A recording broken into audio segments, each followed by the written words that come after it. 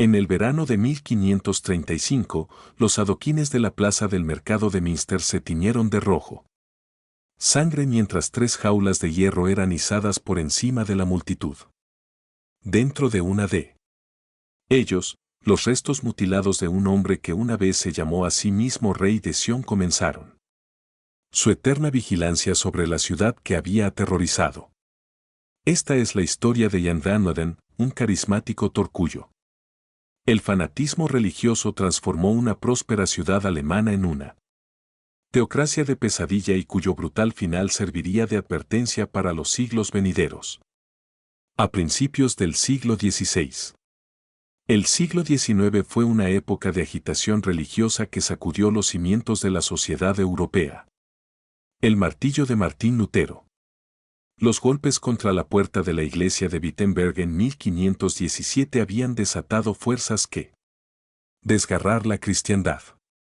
Para 1534, la Reforma protestante había fracturado en docenas de movimientos en competencia, cada uno reclamando autoridad divina para su interpretación de las Escrituras.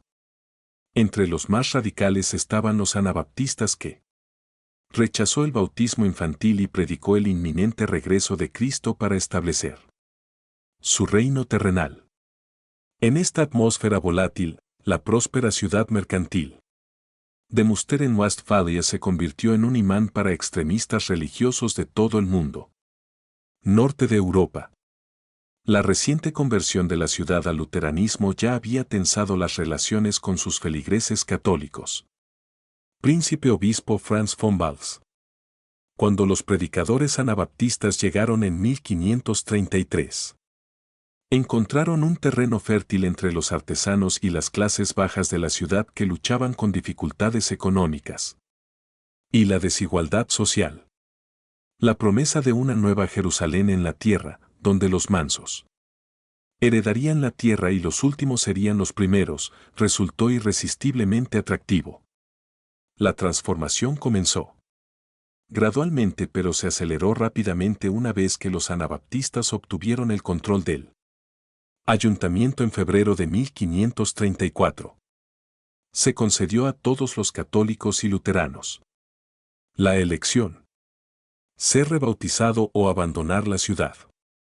Miles huyeron contando historias de extremismo religioso que alarmó a las autoridades de todo el Sacro Imperio Romano Germánico. La propiedad se redistribuyó. Según el principio de propiedad común, se derribaron las jerarquías sociales tradicionales. El escenario. Estaba previsto el arribo de un hombre que llevaría estas ideas radicales hasta su aterradora conclusión lógica. Jan van Leyden nació alrededor de 1509 en la ciudad holandesa de Leiden, hijo ilegítimo de alcalde de un pueblo. Formado como sastre, poseía una lengua de plata y un magnetismo. Personalidad que atraía seguidores donde quiera que iba. Tras su conversión al anabaptismo en 1533, ascendió rápidamente a través de las filas del movimiento, llegando a convertirse en un referente clave de la izquierda para el profeta John Mathis. Cuando Matisse declaró que el monasterio sería la Nueva Jerusalén a principios de 1534, Van Leyden se unió con entusiasmo al éxodo de los anabaptistas que llegaban a la ciudad.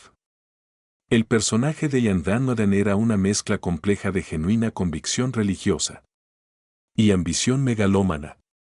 Los relatos contemporáneos lo describen como alto e imponente, con ojos penetrantes y una presencia imponente que podía cautivar a multitudes durante horas.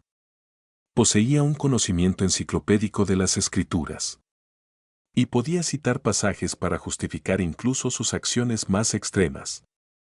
Sin embargo, detrás de esta fachada de piedad se esconde un pragmático despiadado que no se detendría ante nada. Mantener el poder una vez que lo había probado. Cuando Jan Matthys fue asesinado en una incursión contra las fuerzas sitiadoras en abril de 1534, Van Leyden se movió rápidamente para ocupar el poder. Vacío. Afirmó haber recibido visiones divinas que lo nombraban como el nuevo líder del pueblo elegido de Dios.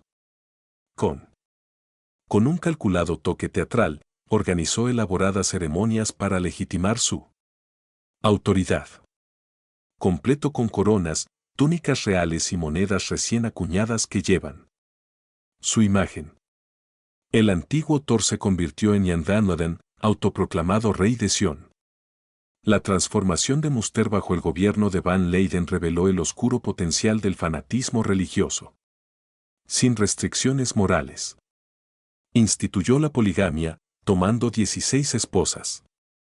Mientras obligaba a otras mujeres a contraer matrimonios que no querían, las ejecuciones públicas se convirtieron en un entretenimiento habitual. Con Van Leyden decapitando personalmente a quienes se oponían a su voluntad. La ciudad. La catedral fue despojada de sus ornamentos católicos y convertida en una fortaleza. Mientras tanto, las iglesias de Muster fueron renombradas para reflejar el nuevo orden.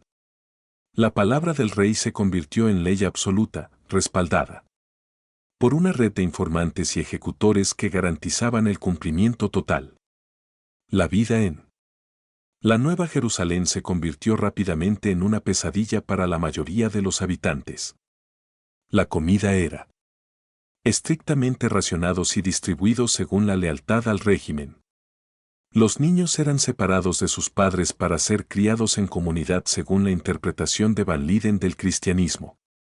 Doctrina. Las costumbres tradicionales alemanas fueron abolidas y reemplazadas por lo que el rey afirmaba que era bíblico. Prácticas.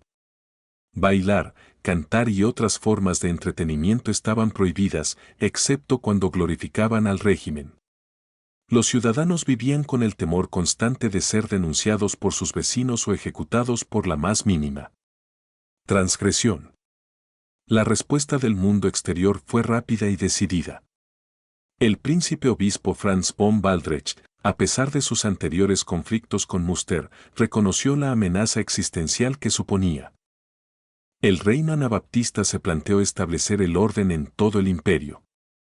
Las autoridades católicas y protestantes, normalmente enfrentados, unidos en su determinación de aplastar este experimento radical. Para mayo de 1534, un ejército. Un grupo de mercenarios y tropas regionales había rodeado Muster, iniciando un asedio que duraría más de un año. El asedio. El día de Muster se convirtió en uno de los acontecimientos más seguidos en la Europa del siglo XVI. Los panfletos y los periódicos de gran formato llevaban noticias de la crisis en desarrollo a todos los rincones del continente, a menudo adornadas con detalles escabrosos que pueden o no haber sido exactos. Lo que es seguro es que el cerco del asedio se hacía más estrecho con cada mes que pasaba, cortando todos los suministros y comunicaciones con el exterior. Mundo. Dentro de la ciudad, las condiciones se deterioraron rápidamente a medida que los alimentos se volvían. Las escasas promesas de liberación divina de Van Leyden resultaron tan vacías como el hambre. Comenzó durante el invierno de 1534 a 35. El control de Van Leyden sobre la realidad parecía resbalarse aún más. Pasaba sus días en elaboradas ceremonias y proclamaciones, declarándose emperador del mundo y prometiendo que 144.000 anabaptistas. Pronto llegarían guerreros para levantar el asedio. Cuando estas profecías no se materializaron, recurrió cada vez más a brutal represión de la disidencia. Las ejecuciones públicas se hicieron más frecuentes y más sádico con víctimas torturadas antes de ser asesinadas como ejemplos para otros que podría cuestionar el mandato divino del rey. Los relatos de la vida en el interior. La sitiada Muster durante esos últimos meses parecía sacada del infierno de Dante. Los ciudadanos se vieron obligados a comer cuero, hierba y, finalmente, los cadáveres de los muertos. Van Leyden y su el círculo íntimo continuó viviendo en un relativo lujo mientras sus súbditos se morían de hambre, justificado por la afirmación de que los reyes escogidos por Dios merecían un trato especial. Las mujeres que intentaron escapar de la Los guardias de la ciudad a menudo disparaban contra ellos, y sus cuerpos eran abandonados a su suerte en el foso para que se pudrieran como advertencia para los demás. El paraíso se había convertido en un infierno terrenal. El fin llegó repentinamente en las primeras horas de 25 de junio de 1535, cuando los mercenarios escalaron las murallas de la ciudad. Tomó por sorpresa a los exhaustos defensores. La traición probablemente fue orquestada por ciudadanos que habían crecido lo suficientemente desesperados como para arriesgarlo todo para escapar de la tiranía de Van Liden. En cuestión de horas, la Nueva Jerusalén había caído, y su rey se encontró prisionero frente a la justicia del mundo que había rechazado. El breve experimento en la teocracia radical había terminado, pero su sangrienta conclusión aún estaba por llegar. La captura de Jan van Noden y sus principales lugartenientes quemaron Cresting y quemaron Kipperling marcó el comienzo de lo que los cronistas contemporáneos describirían como uno de los más elaborados y brutales ejecuciones en la historia alemana. El príncipe obispo Franz von Balck estaba decidido que sus muertes servirían como advertencia permanente contra el extremismo religioso. Los 3 hombres fueron detenidos en cadenas mientras se hacían preparativos para un espectáculo público que demostraría el precio de la rebelión contra la autoridad legítima.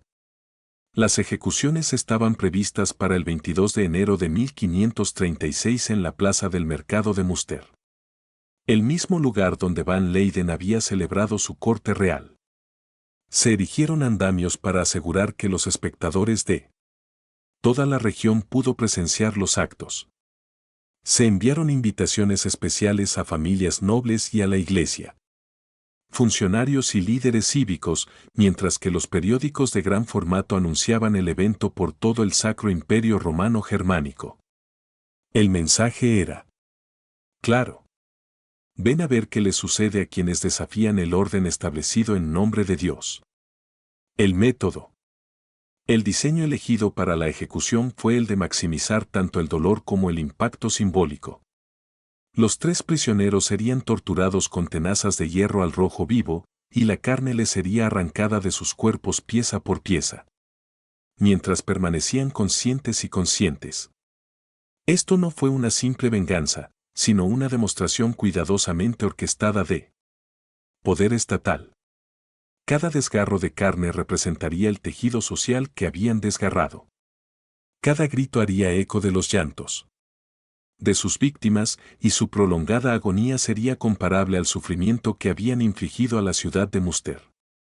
En el día señalado, miles de personas se reunieron en la plaza mientras Van Liden, Cresting y los Nipodlin fueron llevados al cadalso. Los relatos contemporáneos describen a Van Liden manteniendo la compostura incluso en él. Ante una muerte segura, continuando proclamando su misión divina a la multitud reunida. Ya sea esto representó una convicción genuina o simplemente una bravuconería ante lo inevitable. No podemos saberlo. Lo que es seguro es que su última actuación sería la más memorable, aunque no de la forma que él hubiera esperado. La tortura comenzó al amanecer y continuó durante más de 1 hora. Los verdugos trabajaban metódicamente usando ponds de hierro incandescentes para arrancar los pedazos de carne de los cuerpos de los prisioneros mientras se aseguraba de que permanecieran vivos y consciente durante toda la terrible experiencia. Según informes, los gritos de Van Liden se podían escuchar por toda la ciudad, un sonido que los testigos dijeron que esto los atormentó en sueños durante años. El ex-rey que había una vez que se le ordenó obediencia absoluta, se redujo a una criatura suplicante y retorciéndose, implorando la misericordia que les había negado a tantos otros. Cuando finalmente llegó la muerte, fue casi un alivio tanto para los espectadores como para las víctimas. Pero el castigo aún no estaba completo. 3 cuerpos fueron colocados en jaulas de hierro encargadas especialmente para la ocasión. Cada una se ajustaba a las medidas específicas de su ocupante. Estas jaulas se izaban mediante cadenas a la torre de la iglesia de San Lamberto, donde los colgarían para que todos los vieran. El mensaje era inconfundible. Esto es lo que le sucede a quienes afirmaban hablar en nombre de Dios mientras solo servían a su propia ambición. Las jaulas de hierro que contienen los restos de los 3 anabaptistas. Los líderes se convirtieron inmediatamente en objetos de fascinación y horror. Los peregrinos viajaron desde toda Europa para verlos, mientras que los residentes locales los incorporaron a su vida diaria como objetos permanentes. Recordatorios de la experiencia traumática de la ciudad. Se llevó a los niños a ver el espectáculo como instrucción moral, mientras que los adultos los usan como puntos de referencia al dar instrucciones. Los cuerpos se descompusieron gradualmente con el tiempo. Años, dejando solo huesos blanqueados y eventualmente jaulas vacías que de alguna manera parecían aún más siniestros que cuando contenían su espeluznante contenido. El impacto psicológico de las jaulas se extendieron mucho más allá de su impacto inmediato. Representaron una nueva nivel de terrorismo patrocinado por el Estado diseñado para alcanzar no solo a los testigos inmediatos, pero las generaciones futuras. A diferencia de las ejecuciones tradicionales que terminaban con el entierro, esta exhibición fue diseñada para ser permanente, un recordatorio constante de lo que les esperaba a quienes desafiaban a la autoridad legítima. La permanencia misma de la instalación sugería que la amenaza de una rebelión religiosa radical era igualmente permanente y requería una vida eterna. Vigilancia para suprimir.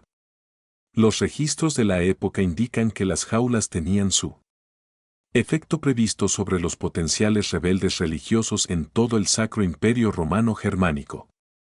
Las comunidades anabaptistas que habían estado creciendo rápidamente antes del episodio de Münster de repente se encontraron bajo intenso escrutinio y persecución. Muchos fieles renunciaron a sus creencias en lugar de que la asociación de riesgo con el experimento radical de Dan Madden. El movimiento que alguna vez pareció dispuesto a desafiar a las iglesias establecidas en todo el norte de Europa fue efectivamente neutralizado por la ejemplo horrible de su fracaso más visible. Sin embargo, las jaulas también sirvieron como inspiración para algunos que vieron en el destino de Van Liden no una advertencia sino una martirio. Los escritos anabaptistas secretos de la época lo describen como un fiel siervo de Dios que fue torturado y asesinados por las fuerzas de Satanás disfrazadas de príncipes cristianos. Los textos subterráneos que pasaban de mano en comunidades ocultas transformaban al aspirante a rey en un profeta cuyo el sufrimiento validó su mensaje en lugar de desacreditarlo. La brutalidad misma de su fin se convirtió en prueba de la justicia a los ojos de los verdaderos creyentes. El impacto histórico más amplio. La historia de la rebelión de Münster y sus consecuencias se extendió mucho más allá del contexto religioso inmediato. El episodio se convirtió en una historia de advertencia sobre los peligros de la política radical disfrazada de. Las autoridades de toda Europa citan la reforma religiosa cada vez que es popular. Los movimientos amenazaron el orden establecido. La combinación de fanatismo religioso, revolución social y liderazgo carismático que Van Liden representó sería reconocido como un patrón peligroso que debía ser suprimido dondequiera que apareciera. El asedio y la reconquista de Münster también marcó un momento significativo en el desarrollo del Estado moderno temprano. Poder. La cooperación entre las autoridades católicas y protestantes para aplastar el reino anabaptista demostró que la estabilidad política tenía prioridad sobre diferencias religiosas cuando surgieron desafíos verdaderamente radicales. Este precedente sería ser recordado durante las guerras religiosas posteriores, cuando las alianzas pragmáticas a menudo resultó más importante que la coherencia teológica. El impacto en la propia ciudad de Münster fue profundo y duradero. La población había sido diezmada por el asedio, el hambre y las consecuencias posteriores. Represalias que requieren décadas de reconstrucción para restaurar algo que se acerque a la vida normal. El trauma de el período anabaptista quedó arraigado en la cultura local y se transmitió de generación en generación como una advertencia sobre la peligros del extremismo religioso. Incluso hoy, los guías de Muster hablan de la episodio con una mezcla de fascinación y repulsión que sugiere que las heridas nunca han sanado del todo. El legal y las ramificaciones teológicas del episodio de Muster resonaron en todo el país. Círculos intelectuales europeos durante generaciones. Los académicos debatieron si Van Leyden y sus seguidores representaban un auténtico movimiento religioso que había salido mal o un conspiración criminal que simplemente había usado lenguaje religioso para disfrazar la política. Ambiciones. La pregunta tenía implicaciones prácticas sobre cómo las autoridades deberían responder a los desafíos futuros. ¿Era posible la tolerancia religiosa cuando podía dar cobertura a la política? ¿Revolución? Los escritos de importantes figuras de la Reforma reflejan el profundo impacto que Muster tuvo en la sociedad protestante. Pensamiento. Martín Lutero, quien inicialmente había sido algo comprensivo con las críticas anabaptistas al bautismo infantil, endureció su posición drásticamente después de presenciar el caos en Muster. Juan Calvino dedicó un esfuerzo considerable a diferenciando su movimiento reformista de la política radical de los anabaptistas. Mientras que otros líderes protestantes se encontraron constantemente defendiéndose de acusaciones de que su teología podría condujo a conclusiones revolucionarias similares, la respuesta católica fue igualmente significativa, pero más predecible. La Iglesia siempre había afirmado que las reformas protestantes conducirían inevitablemente al caos social y anarquía religiosa. Y Muster parecía proporcionar evidencia perfecta para este argumento. Los partidarios del paternalismo católico utilizaron la episodio extensamente en sus escritos de contrarreforma, argumentando que solo la autoridad tradicional de la Iglesia podía prevenir tales desastres. Las jaulas de hierro se convirtieron en símbolos poderosos en esta guerra de propaganda, representando el destino inevitable de aquellos que abandonaron cristianismo ortodoxo. Las lecciones tecnológicas y militares del asedio fueron también estudiado cuidadosamente por los teóricos militares contemporáneos. El éxito.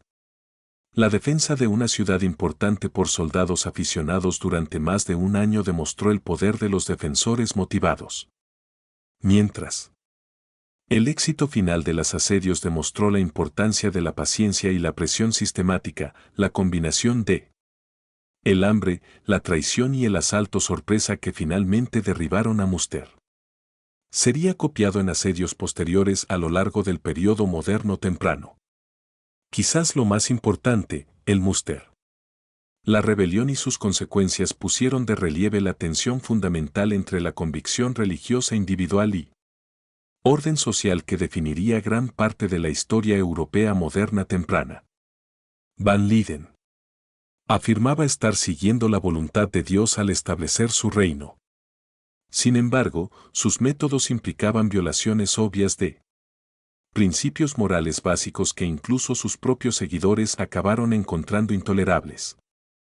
Esta contradicción obligó a los contemporáneos a enfrentarse a cuestiones difíciles sobre la relación entre la fe y política que sigue vigente hoy en día. El impacto económico de la rebelión también tuvo consecuencias duraderas para el desarrollo del capitalismo temprano en el norte de Europa. La disrupción del comercio. Las rutas, la destrucción de propiedades y la huida de artesanos cualificados de Muster crearon ondas de choque económicas en toda la región. Las familias de comerciantes que habían construido su fortuna con la prosperidad de Muster se encontraron arruinadas mientras las ciudades competidoras se beneficiaron de la redistribución de las redes comerciales. Este episodio demostró con qué rapidez los conflictos religiosos podían desestabilizar los sistemas económicos que se habían establecido generaciones para desarrollarse. Las jaulas mismas se convirtieron en objeto de intensa interés académico y popular que se extendió mucho más allá de su importancia religiosa y política. Los viajeros. Los relatos de los siglos XVI y XVII los mencionan con frecuencia como uno de los sitios más notables del norte. Europa, comparable a reliquias famosas o maravillas arquitectónicas. Artistas creados. Numerosos grabados y pinturas representan el espectáculo, mientras que los escritores los incorporaron a todo, desde tratados morales hasta historias de aventuras. La preservación de las jaulas también planteó cuestiones prácticas sobre la memoria y la conmemoración que no tenían un precedente claro. A diferencia de los monumentos tradicionales, que celebraban hechos heroicos o honraban a los muertos, estas instalaciones eran diseñado para perpetuar la vergüenza y el terror. Los funcionarios de la ciudad tuvieron que equilibrar su deseo de mantener el efecto disuasorio con preocupaciones prácticas sobre el mantenimiento, los daños climáticos y circunstancias políticas cambiantes. El hecho de que decidieran conservarlas durante tanto tiempo sugiere el poder perdurable del miedo que Van Liden y sus seguidores habían inspirado. A medida que pasaban las décadas. Pasado el tiempo, las jaulas se transformaron gradualmente de instrumentos de terror en objetos de curiosidad histórica. Las nuevas generaciones de habitantes de Münster crecieron con ellos como partes familiares del paisaje urbano en lugar de recordatorios impactantes de traumas recientes. Los turistas comenzaron a visitarlos no como instrucción moral, sino como entretenimiento mientras los académicos estudiaban. Como artefactos de las prácticas de castigo de la primera época moderna. Esta evolución reflejaron cambios más amplios en las actitudes europeas hacia la ejecución pública y violencia de Estado. El movimiento romántico de los siglos XVIII y XIX trajo consigo aún más otra perspectiva de la historia de Münster, con algunos escritores que comienzan a retratar a Van Liden como una figura trágica en lugar de un fanático peligroso. El énfasis se desplazó de la justicia de su castigo al sufrimiento de su caída. De la autoproclamada realeza a la víctima torturada. Esta reinterpretación reflejó ideas cambiantes sobre los derechos individuales y el poder estatal, así como un creciente escepticismo sobre la legitimidad de las prácticas crueles y castigos inusuales. La revolución científica también atrajo nueva atención a las jaulas como ejemplos de metalistería, artesanía y diseño de ingeniería. El hecho de que hubieran sobrevivido siglos de exposición a la intemperie mientras mantener su integridad estructural los convirtió en objetos de interés tanto técnico como histórico. Los ingenieros estudiaron sus métodos de construcción mientras los metalúrgicos analizaban la calidad del hierro utilizado en su fabricación. Estas investigaciones prácticas ayudaron a preservar el conocimiento detallado sobre el siglo XVI. Artesanía del siglo XVII que de otro modo se habría perdido. Durante las guerras de religión del siglo XVII, las jaulas adquirieron un renovado significado político como símbolos de los peligros del extremismo religioso. Tanto los católicos y los ejércitos protestantes que visitaban Münster hacían peregrinaciones para verlos, aunque cada bando extrajo lecciones diferentes del espectáculo. Los católicos vieron evidencia de las inevitables consecuencias de la Reforma protestante, mientras que los protestantes dio pruebas de lo que sucedió cuando la Reforma fue demasiado lejos. Las jaulas así se convirtió en una especie de prueba de la fortaleza para las ansiedades religiosas y políticas de la temprana modernidad. La Ilustración trajo aún más otro cambio en la interpretación cuando los filósofos racionalistas comenzaron a criticar tanto el fanatismo de Van Liden como los brutales métodos empleados para reprimirlo.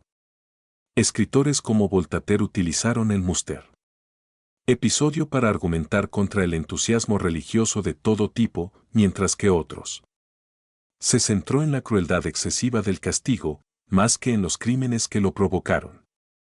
Esta perspectiva reflejó un creciente escepticismo sobre la autoridad religiosa y la violencia estatal, que eventualmente contribuiría a enfoques más humanos de la justicia penal.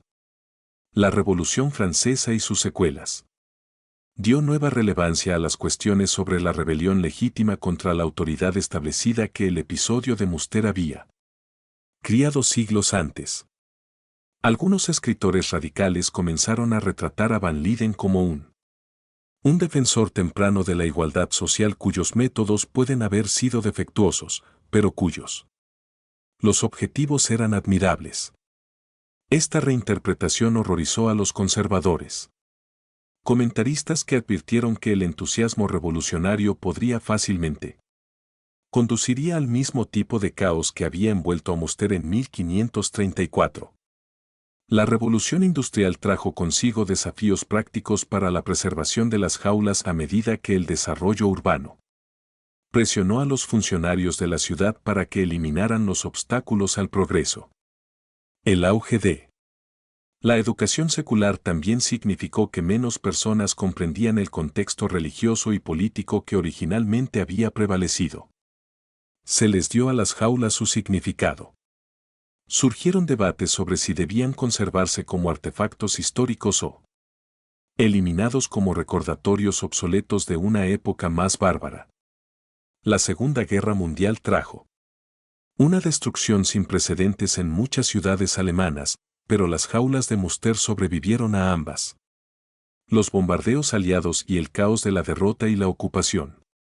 Su preservación se convirtió en un motivo de orgullo local y interés académico internacional, ya que representaban uno de los pocos vínculos inalterados con el periodo moderno temprano. Los esfuerzos de reconstrucción de posguerra mantuvieron cuidadosamente la torre de la iglesia donde estaban colgadas, asegurando que las generaciones futuras podrían ver esta notable supervivencia desde una perspectiva distante y violenta. Pasado. El auge de la conciencia de los derechos humanos en la segunda mitad del siglo XX trajo consigo nuevas críticas. Atención a las jaulas como símbolos de tortura y castigos crueles patrocinados por el Estado. Amnistía Internacional y otras organizaciones comenzaron a citarlos como ejemplos del tipo de público brutalidad que las sociedades modernas supuestamente habían superado. Sin embargo, permanecieron atracciones turísticas populares, lo que sugiere una fascinación persistente por la violencia que los defensores de los derechos humanos encontraron preocupante. La investigación histórica moderna ha intentado proporcionar relatos más equilibrados y contextualizados de la rebelión de Münster que evita tanto la glorificación romántica como la moralista condena. Los académicos han enfatizado los agravios genuinos que impulsaron a la gente a apoyar el movimiento de Van Linden y al mismo tiempo reconocer los peligros muy reales que su régimen representaba para la dignidad humana básica y el orden social. Este enfoque matizado refleja cambios más amplios en la forma en que los historiadores abordan cuestiones de índole religiosa y política. Conflicto. Investigaciones arqueológicas de sitios asociados con la rebelión han proporcionado nueva evidencia sobre la vida cotidiana en la asediada Münster que complementa y a veces contradice los relatos escritos contemporáneos. Las excavaciones han revelado evidencia de graves desnutrición, armas improvisadas e intentos desesperados por mantener una situación normal. Vida en circunstancias extraordinarias. Estos hallazgos han ayudado a humanizar tanto los defensores y sus atacantes, mostrando cómo la gente común respondió a situaciones extremas. La era digital ha traído nuevas oportunidades para estudiar y interpretar el episodio de Münster a través de reconstrucciones de realidad virtual, digitales, archivos y la colaboración académica global. Las jaulas mismas han sido escaneados con láser y modelados en 3 dimensiones, lo que permite que personas de todo el mundo los examinen en detalle sin viajando a Münster. Este acceso tecnológico ha democratizado la historia. Conocimiento, al tiempo que plantea nuevas preguntas sobre la ética de la exhibición. Instrumentos de tortura con fines educativos. Debates contemporáneos sobre el extremismo religioso y la violencia política han dado renovada relevancia a las cuestiones que plantea la rebelión ministerial. Se planteó por primera vez hace casi 5 siglos. El atractivo de los líderes carismáticos que la promesa de un cambio revolucionario a través de un mandato divino sigue siendo una característica persistente de las sociedades humanas, al igual que el desafío de distinguir la expresión religiosa legítima del fanatismo peligroso. La historia de Van Liden sirve como recordatorio de que las buenas intenciones y la convicción religiosa sincera no justifican automáticamente una política radical. Acción. Las jaulas de Münster son hoy más que simples curiosidades históricas o atracciones turísticas. Representan una intersección única de historia religiosa, teoría política, arte, expresión y psicología humana que continúa generando nuevos conocimientos y interpretaciones. Su supervivencia a lo largo de casi 5 siglos de historia europea las convierte en testigos de cambios en las actitudes hacia el castigo, la autoridad, la memoria y la relación adecuada entre la Iglesia y el Estado. La lección definitiva de Jan van Noden y su jaula de hierro puede ser la peligro de la certeza absoluta en un mundo incierto. Su convicción de que él habló porque Dios le dio la confianza para imponer su voluntad a los demás con consecuencias devastadoras. Mientras que la certeza de los enemigos sobre la rectitud de su causa los llevó a idear castigos de proporciones extraordinarias. La jaula que contiene sus restos, por tanto, sirve de monumento a la crueldad humana. Capacidad tanto para el fanatismo como para la brutalidad. Una advertencia que permanece como tan relevante hoy como lo fue hace 500 años. Cuando los visitantes de la catedral moderna miran hacia arriba, las 3 jaulas de hierro que cuelgan de la torre de la iglesia de San Lamberto. ¿No ven? No son más que restos de una curiosidad histórica, sino un espejo que refleja las posibilidades más oscuras de la naturaleza humana. La historia de Jan van Noden nos recuerda que la línea entre profeta y tirano, entre fe religiosa y el peligroso delirio, entre la justicia y la venganza, sigue siendo tan tenue hoy como lo fue en 1535. Su jaula es un testimonio eterno de lo que sucede cuando esa línea se cruza y el precio que pagan tanto los individuos como las sociedades cuando la certeza se vuelve más importante que la compasión y el poder son más seductores que la verdad.